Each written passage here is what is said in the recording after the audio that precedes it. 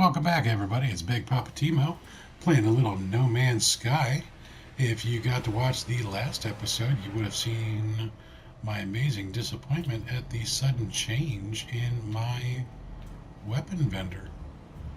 We had an S-Class rifle over there, and now we have an S-Class pistol. He asked me some weird thing. He told me to repeat the code, and he kicked me out. But we do have an S-Class 10 slaughter in here, which is better than nothing. And I'm not going to say that I am super disappointed with an S-Class pistol. I would by far prefer that rifle come back. But in the meantime, we're going to try and figure some stuff out here. Some glitchy things have been going on with my game, and I'm not happy with it. But in the meantime, I'm going to run around and talk to people. Have a quest here that I'm going to go ahead and highlight, that we need to try and find an intelligent life form. We're going to explore the space station and try and find somebody who knows about this emergency signal. Now we basically just have to talk to everyone, and I'm just going to cycle through them really quickly here. Repeating the code. Oh, okay, that's what it is. So when I asked the weapons merchant in the last one about it, I'm repeating the code from the base computer. Okay, hearing the code seems to cause the life form to shrink, a look of fear crossing their face, and then in an instant the fear passes. They look at me strangely, but say nothing more. It's almost as if he knew something. Interloper. Warriors' hackles rise and they start to shake in anticipation of my request. I sense that their ancestors are likely to be offended if I push the issue too far.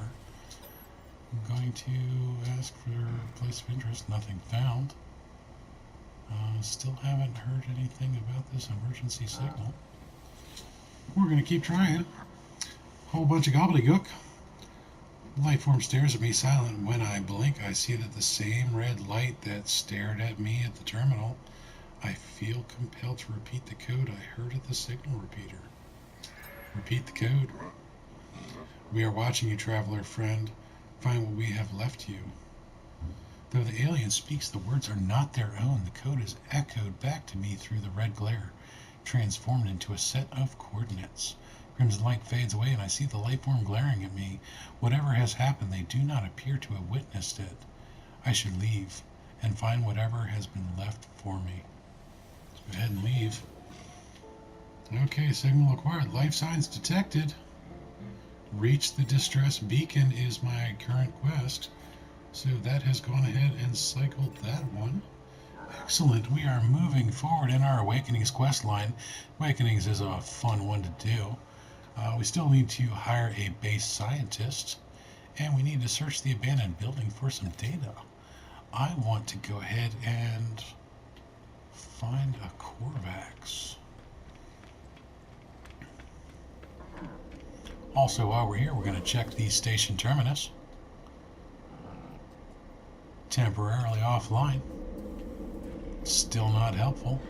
And of course, since we're here, we're going to go ahead and chat with this puppy for a second. Nope, still doesn't want to talk to us. We don't have the Mordite to get that last word, so that's not going to help us. And I'm going to go ahead and we have traveled 10 KS. 30 milestone. That's a C20.5 or 20 and 5. Now we're going to go ahead and jump back in our ship here, and then I'm going to jump right back out, and that's going to establish an autosave. And I told you all before with glitches that you can do this process, but I didn't actually show you what it is. So I'm going to reload that autosave. The reason being is I want to see if that weapon returns, or if it's just going to be the pistol from now on. I'm not exactly sure.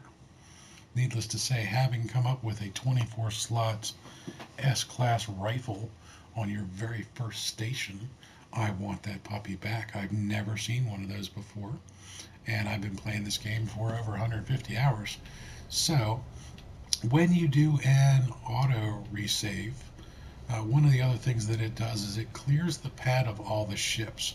I'm also going to teach you all a trick. If you are searching for specifically an S-Class of a particular skin of ship, like that fighter that we saw earlier, the A3812, if you want to find that exact ship as an S, there's a little trick for the game. The skins reload are always the same for the system. Procedurally generated stuff, basically whatever ships are generated in here, they're going to return over and over and over again. So these ships are always going to look the same. Now they might come in a slightly different order. The first one that came in obviously had those side wings. This one doesn't. It's a C-Class. It's a medium size, not a large. But you can go through and recycle and basically watch these first 4 ships come in and land and see if you get an S-Class variant of the ship you want. Here is our first Explorer class. Looks kind of like a bug. 1.56 mil, A19.5. Not a bad ship. Good for tooling around in and checking new star systems. But basically, here's a 24/7. That's a decent shuttle for 2.3 mil. If you didn't like these, you could go ahead and reload your last autosave and it would recycle through all of these ships all over again. So let's take this hauler, for example. I've obviously got a fondness for haulers because I like carrying a lot of things. That's a B45-7, so we know that this skin, meaning this particular look of ship, keeps coming in here, so Shira's wings. But if we're looking for the A-Class variant of a 48.8 or the S-Class variant of a 48.8, or the S-Class version of this Explorer right here, you can just reload and it'll recycle through them. Some people don't like it, but personally I'm of the opinion that if you're trying to play the game the way that you want in normal, you might as well get the best ships and the best weapons possible. So go ahead and recycle through those save points. If you've got the time and you want to do it, power to you. It's your dime. You can play it how you want. We're going to come back over here and see what happens, and let's see what we get with this weapons terminal now. Now we are back to the S-Class aspect of the Abyss. Oh, that makes me feel so much better. That is what I want. So I know that it is always an S-Class, and at least it will come back. So we need to go hire a base scientist, and to do so, we need to go to a Korvax system. So we actually don't have a hyperdrive. How are we going to get to Korvax system with no hyperdrive?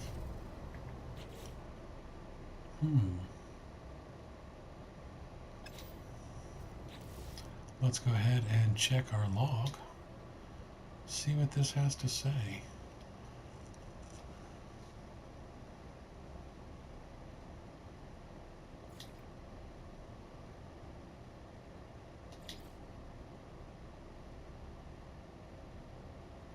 Well, let's go ahead and switch quests and go check out this distress signal. Because at the moment, our ship won't even take us to another system.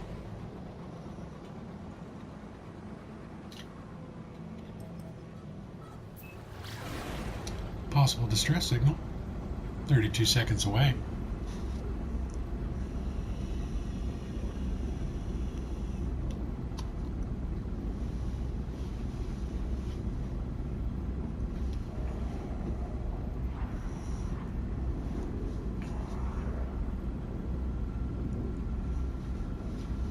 One of the other cool things about this game, like I said, there's always something different going on. Everybody plays a little bit different. You choose a different path, you take a different angle, you find different things. It's never the same twice. So even though this is my 4th time playing and showing off for you all, as you've seen, there are some things that are completely different. I've never had a ship that didn't have a hyperdrive. But then again, I've also not had to travel to... I haven't had to travel to a different system. There was always a Corvax in my starting base. This is looks like a crashed freighter. Wow.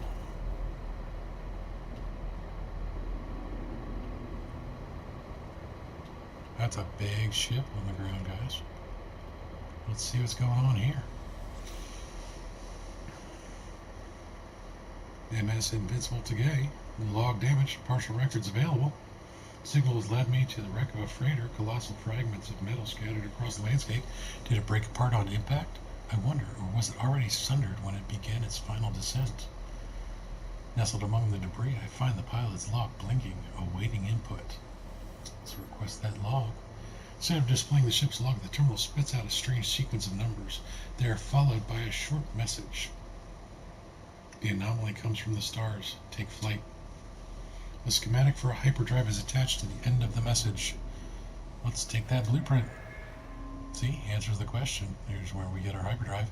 I pull the blueprint from the computer, but this hyperdrive blueprint is for a conventional starship, not a freighter of this size. Someone placed this here after the crash, hoping it would be found.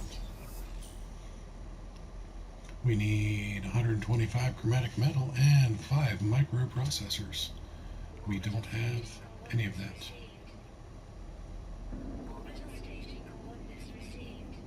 Okay, it's giving us coordinates for the space station that we were just at. Interesting.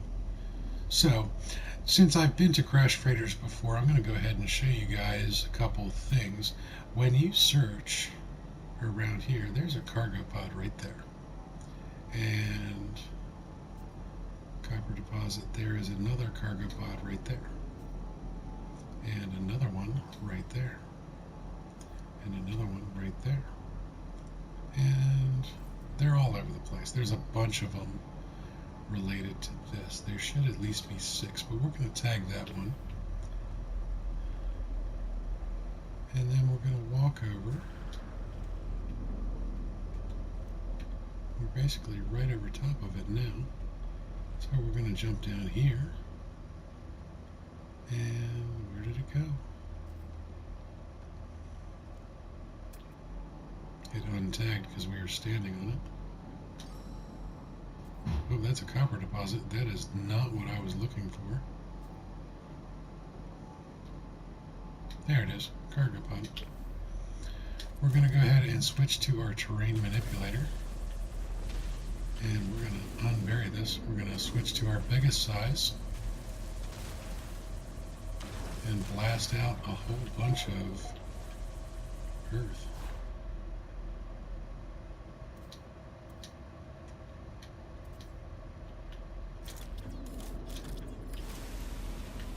We're going to blast open the damaged panel there. Let's go back to terrain manipulator.